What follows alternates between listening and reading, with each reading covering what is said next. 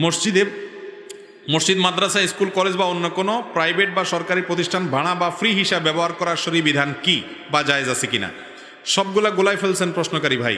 মসজিদ এক জিনিস আর স্কুল কলেজ জিনিস।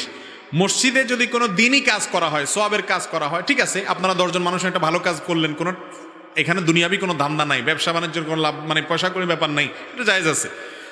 আর যদি সেখানে বসে দুনিয়াবি কোনো কাজ করেন, ব্যবসায়িক মিটিং করেন, তাহলে সেটা জায়েজ নাই, গুনাহ।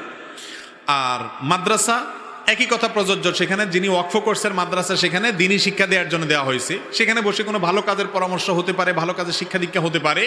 দুনিয়াবি কোনো ধান্দা সেখানে বসে করলে যিনি ওয়াকফ করেছেন তার উদ্দেশ্যের বিপরীত, সেটা জায়েজ হবে না।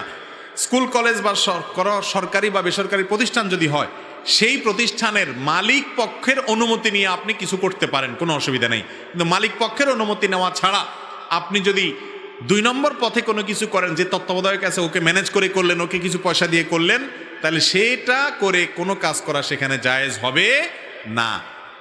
অতএব এ ব্যাপারে দায়িত্বশীল হতে হবে। সরকারি প্রতিষ্ঠান ব্যবহার করার জন্য, সরকারি এই প্রতিষ্ঠানের দেখভাল করার যিনি দায়িত্বে আছেন তার পারমিশন নিয়ে যে কোনো কাজ করতে পারেন, কিন্তু অসৎ উপায়ে কোনো কাজ করলে সেটা জায়েজ হবে না।